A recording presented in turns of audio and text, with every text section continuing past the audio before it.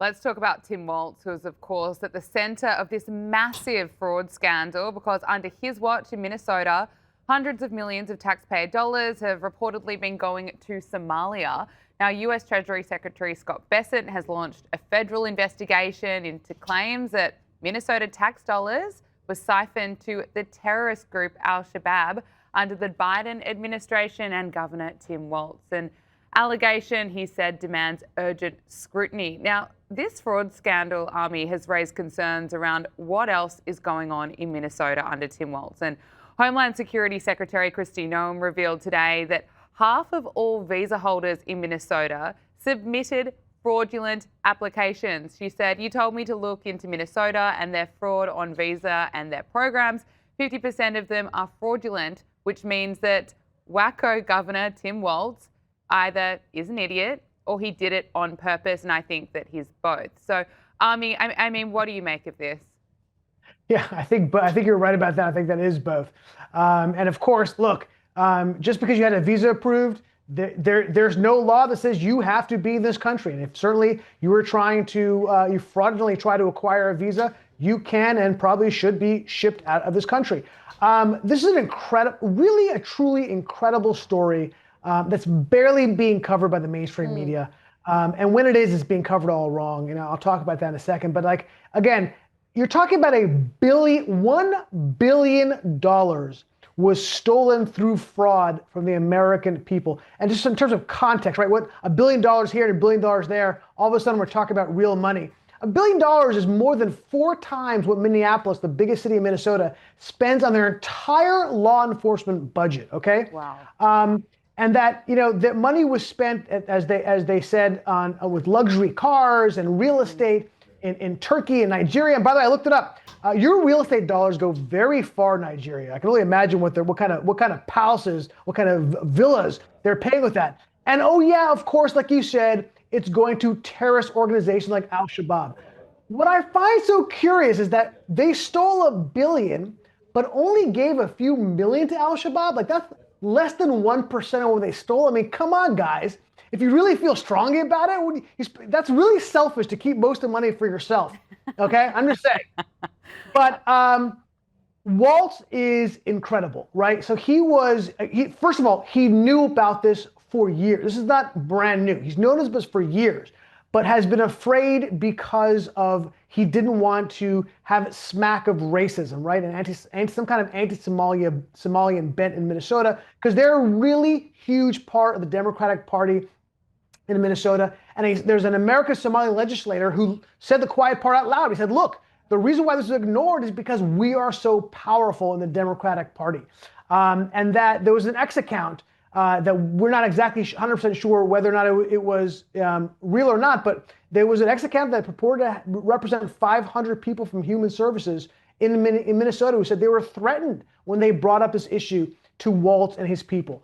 So yeah, that is an incredible indictment of Walz. But unbelievably, he was on Meet the Press, and they spent more time on Meet the Press talking about how President Trump called him a retard than they spent on this actual serious issue, the scandal of scandals in Minnesota. They spent more time talking about that stupid issue than this issue. And he took no responsibility for what went on. In fact, he went on the offense, and the host of Meet the Press had no follow-up questions, no pushback, no nothing. It was unbelievable. Look, there is an issue with the Somali community. Okay, I went there. I've been there actually a couple times interviewing the Somali community. There's an issue with assimilation. You just can't get around it, okay? Where I asked them whether or not they should live under American law, Sharia law. They wanted to live under Sharia law. They felt that Somalia was a better place for them if they're living here. And this is not really, again, an anti-Africa issue. Nigerian immigrants are among the most successful immigrants in our country, economically, education. It's not about that. Somalis just are not assimilating as other cultures are, and we have to look into that. And you made the point that this is barely being covered on the mainstream media. Of course, New York Times reported on it, but looking at the coverage, ABC News Tonight didn't touch it. NBC's Nightly News, CBS Evening News also has not mentioned Tim Walz by name. In the past week, Army, while all of this is going on and this is being revealed, this is according to reports out of Fox News, and they also didn't use the terms Somali or Somalian. They were not used in any of the three newscasts in the past week. And it's a huge part of this scandal, as you say. Look, let's listen to Caroline Levitt on Tim Walz. About how Somali immigrants in Minnesota have been ripping off American taxpayers. In fact, 86 people have been charged in a rampant and widespread fraud scheme spanning multiple programs in Minnesota.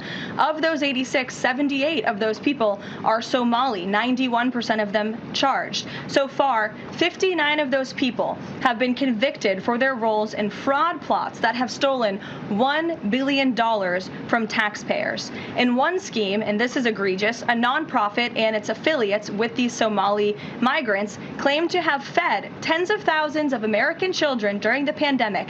They were reimbursed for those meals by taxpayers. However, federal prosecutors found that almost all of those meals were never even delivered to hungry children.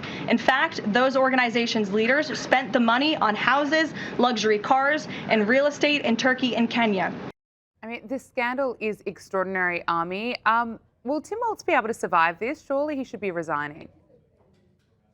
Well, he's coming up for election, and the problem is Minnesota is a pretty blue state.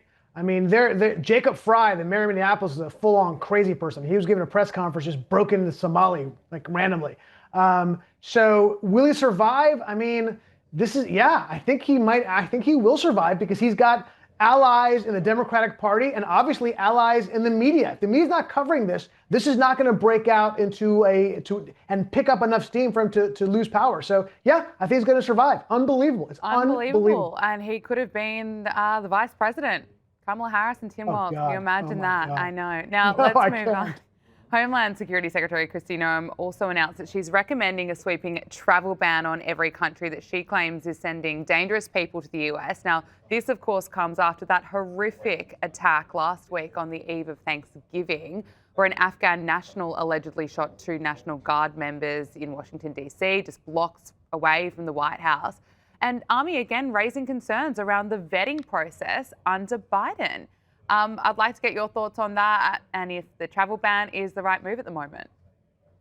Look, it's a horrific story, obviously, from a number of angles. I do believe that the people who helped us in Afghanistan, right? This guy, for example, worked with the CIA, and he was part of a very special squad that helped the CIA take out guys who were killing our troops. I think those people should be looked at and strongly recommended to come to the U.S. through a vetting process, of course. The problem is the larger problem is that it seemed like he was radicalized here. And the blame game, the vetting, the not vetting, okay, it's a fair fight, fair argument. But the truth is that it seems like he was radicalized while he was here, which is a much, much bigger problem because you can ban people, right? You can have a travel ban. You can stop people from coming in here. The problem is that we already have a large group of people here, and if they're being radicalized internally, that is much more difficult to stop. Okay, that is a much, much larger problem for us. And we have to come to terms with our immigration process. I am pro-immigration. I am a product of immigration. Immigration is good for our country. It is necessary for our country. It doesn't mean everyone has a ticket to come here. Not everyone has a golden ticket. We have to be judicious on who we allow, who we don't allow. And that is not non-American to say our borders are open for everybody, okay? It's never the way we were. It's not the way we are. And it will not help us in the future if that's the tack we're going to take like it was on the Democrats. Yeah, well said. Look, finally, Mamdani, Socialist New York City Mayor-elect, Zoran Mamdani, he's less than a month away from being sworn in, and he's recently appointed Tamika Malloy, a defund the police activist, to his transition team. I'm shocked, Army. I didn't see that one coming. Can I get your reaction? Yeah, I mean, look, this guy is going to give us fodder and things to talk about for 4 years. So in that way, I kind of appreciate him, okay? The problem is I live in New York. You don't, Gabriella, so I have to deal with this, and you don't have to. I mean, I'm not sure why we're talking about Tamika and her abolish the police policies, because Mamdani himself is abolish the police. You know, again, a couple of quotes that bear repeating. Mamdani, when asked about violent felonies, he said, violence is an artificial construct. No, it's not. He was asked about prison reform. He said, I don't know why we need prison. These are his direct quotes. Maybe my favorite, and the one that vexes me the most, I'm not even sure I fully understand it, was when he said, when the boot of the NYPD is on your throat, it's laced by the IDF.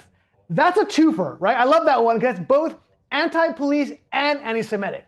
But no, Tamika is incredibly problematic, right? She is also a fan of Farrakhan, one of the great anti-Semites of the United States living today. And by the way, his entire team is full of these people. Basically, the DSA, the Democratic Socialists of America, is their like farm team, right? I don't know if you guys know what that is in Australia, but it's a baseball term. Like that's where their recruiting arm for Mamdani's transition team. This guy, Alex Vitale, I'm not sure if I'm pronouncing it right. This guy is the OG Abolish the Police. He literally wrote the book on it when he wrote a book called End of Policing. This guy is on his transition team as well. Yeah, I think Mamdani's been fronting that I'm not a radical. Like he's not fronting he's a centrist, but he's fronting like I'm not a crazy radical. Yeah, nothing could be further from the truth. He is going to make Bill de Blasio look like Ronald Reagan. We are in for a ride. Yeah, absolutely. Ami Horowitz, thank you so much for your time. We really appreciate it. Always a pleasure.